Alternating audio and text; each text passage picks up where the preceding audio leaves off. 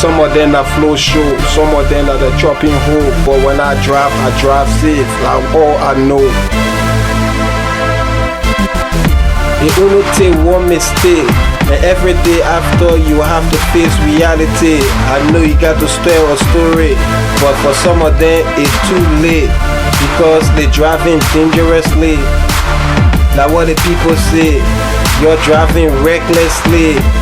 I hear the people say, you're driving carelessly. Like what the people say, you're driving dangerously. Slow down. Slow down. Some of them that flow show, some of them that the chopping hole. But when I drive The church service was a prelude to this week that we are now marking. A week of activities will draw down, will expose the aim on Saturday, May 26th. Ladies and gentlemen, NASAPA is a non-for-profit organization registered in October 2013 in Liberia. It collaborates with ordinary people and the government to confront challenges of public safety. NASAPA is a brainchild of the Woods General Services, popularly called WOGIS, that seeks to train motorcyclists to adhere to more use of ordinances, expecting that the knowledge they acquire will enable the battles to comply with standards and ultimately save lives, prevent injuries and violent motorcycle accidents caused in Liberia. In pursuit of this, ladies and gentlemen, inadequate civic awareness about public safety, including safer road practices, compel WOGIS to establish NASAPA. To date, the organization works with public and government by disseminating public safety information through the 8 programs it runs. From the onset, it might interest you to know: NEMBA, Grand Jitet, Bakuru, Bombing, Grand Kidmount, River Cess, and Monserrado. Findings of the survey show challenges to the sustenance of peace and economic growth of post-war Liberia. This call for action from near and acute for solution with Desmond report, which I'm coming to. Then considering the historic ties between Liberia and the United States, and discovering that the two countries share similar public service ordinances such as the Liberia Rule and Traffic Law of 1972, copied from the United States. The founder, and I'll call his name Mr. Philip E.B. Woods II, he was one of us here, and then since 2010 moved to the United States and has been in touch with this country. I mean, there's some of us that work, we talk and as if it's before, and you know the some of them are today, some of them are the chopping hole. But when I drive safe. Ladies and gentlemen, the founder traveled to the US in 2010 to solicit transferable knowledge and partnership in order to help remedy the appalling public safety situation. Therefore, the establishment of NASAPA is largely rooted in this survey's outcome. Our dear guests, whom we are pleased to have, according to the survey, at that time, more than 90% of drivers were found to be self-taught. More than 95% of drivers and pedestrians knew little about their responsibilities. More than 90% of drivers uninformed about the government's road policy due to inadequate awareness. The government kept improper, then I go back. More than 85% of road users knew little about the importance of vehicle insurance. Imagine that. More than 85%. the government was found to be keeping the proper record of road accidents and data of vehicles. Drivers' schools ran self-designed and on uniform curricula, which means they prepare their own curricula, they they wanted to teach, that's what they were teaching. Many young road users disrespected the police because the officers were believed to be working unprofessionally. Some road peddlers abused public facilities and disrespected public policy enforcers.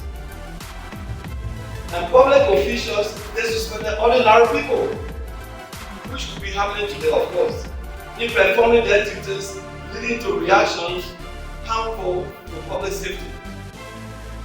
In view of all that I have mentioned, NASAPA today recommends that the government impose regulations, which is one, impose regulations to safeguard road users. This entails charging perpetrators of road accidents and smuggling and other tougher penalties. Those who kill people intentionally, recklessly, and carelessly be severely punished. We recommend at NASAPA that government develop a standard curriculum for driver's education. On this crucial aspect, the Ministry of Education, the Ministry of Transport is to encourage insurance firms to advertise and organize talks for drivers. In other words, organize lecture series for drivers. When this happens, the appetite for vehicle owners and users to insure will increase, thereby assuring care for victims when accidents occur. We suggest also the government to impose training for all road users because they must enjoy equal rights to the road. We also recommend to government to ensure regulations and policies on the use of our roads be taught across the country. When done, violence on our roads will reduce and fatalities and injuries will minimize. Our 7.8, a compulsory driver's education subsidized by the government. The money needed for such education can be raised from levies on fuel and vehicle registration. When this is done, the rate of accidents will reduce. We propose as well to the state and our administration of government that alcohol and tobacco control law be enacted to safeguard against the sale of the to people under legal age. We see alcohol and liquor.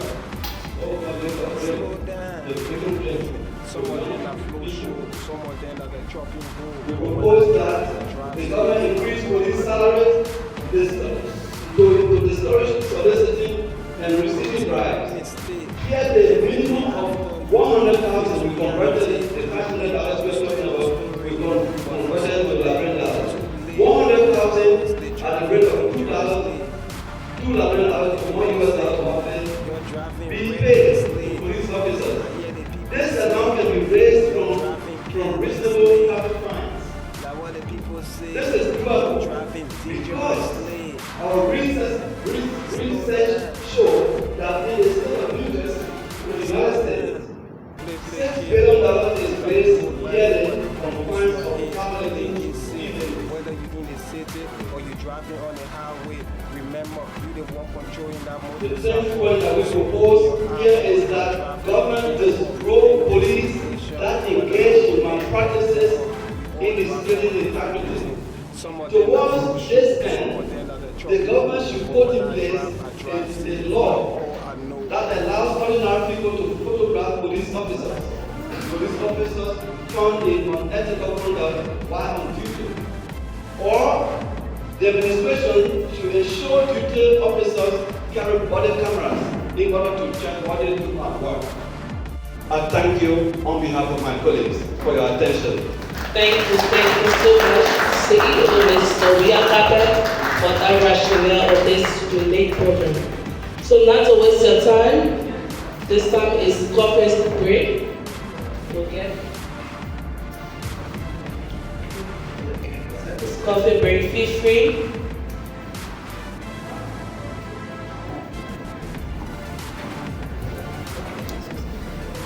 Yes, sir.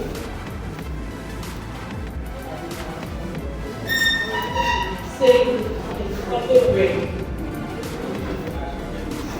My pleasure, ma'am, sir. Thank you. So, ask our guests. Ask our guests first. Please come this way. Thank you.